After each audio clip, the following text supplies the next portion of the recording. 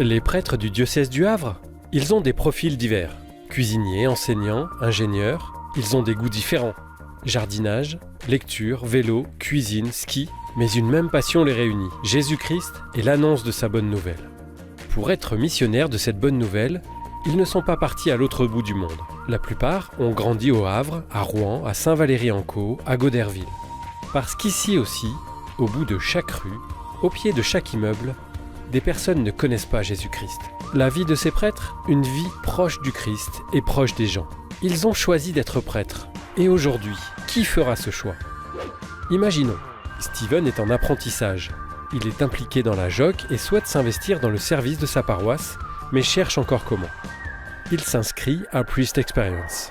Emeric est étudiant en 2e année à l'ISEL, il vient de Bretagne. Marqué par son aumônier lors de ses années scouts, il se demande si ce genre de vie ne serait pas pour lui. Il s'inscrit à Priest Experience.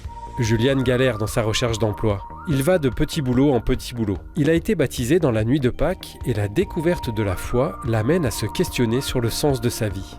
Il s'inscrit à Priest Experience. Et toi, tu rêves d'une vie pas comme les autres ? Tu rêves d'être missionnaire ?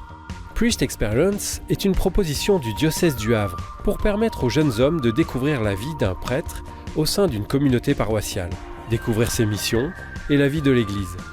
Et la source de tout cela, la relation personnelle au Christ dans la prière et le soutien fraternel.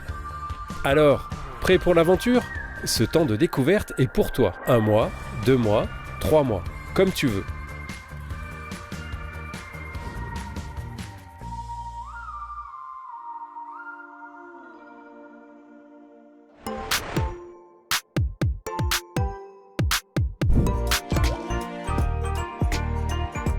Voilà, alors Christus Vivit, c'est un texte qu'a écrit le pape François assez récemment pour réfléchir à la place à donner aux jeunes dans l'Église. Et ce qui me touche particulièrement, c'est de redire voilà, que les jeunes ont une place à prendre dans l'Église, une juste place pour co-construire l'Église, celle d'aujourd'hui, parce qu'on en a besoin dès maintenant, et l'Église aussi du coup de demain. Mais d'abord celle d'aujourd'hui. Ça c'est la première chose. Et du coup le pape il dit ça en disant que les jeunes ont une place. Ils sont dans le cœur de l'Église et les jeunes ils sont du coup dans le cœur de Dieu. Voilà. Et ça je trouve que c'est très fort de redire ça en fait avec des mots simples, de ne pas oublier que oui les jeunes aujourd'hui qui sont un peu errants dans leur choix d'orientation, dans leur choix de vie professionnelle, dans tout type de choix on se cherche un peu, les adolescents qui ne sont pas forcément bien dans leur basket, voilà. Et bien ils sont dans le cœur de Dieu, ils sont profondément aimés. Ça c'est une idée assez forte que je pense qu'il faut garder de ce texte.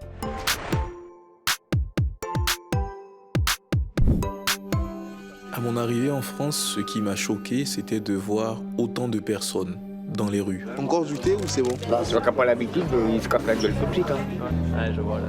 C'est quand même très difficile pour ces gens de franchir le seuil de l'accueil, de venir demander finalement de l'aide. Enfin, c'est très difficile. Pour vous, vous voulez du lait ou pas? Oui, je pour veux vous. bien. Ouais. On croit que c'est nous qui va donner quelque chose et que ça peut être un peu égoïste dans le sens de dire bah je vais pour être une bonne personne. Donner, c'est donner. Mais je sais que même 1 heure avec cette dame-là va donner à eux beaucoup de joie. Ça va marcher. Et je trouve que c'est intéressant de faire partie d'une communauté comme ça, qui marche, qui essaye d'aller dans le même sens. Toute cette confiance que nous avons les uns envers les autres, c'est ce qui nous pousse vers l'avant, c'est ce qui donne un sens à la vie.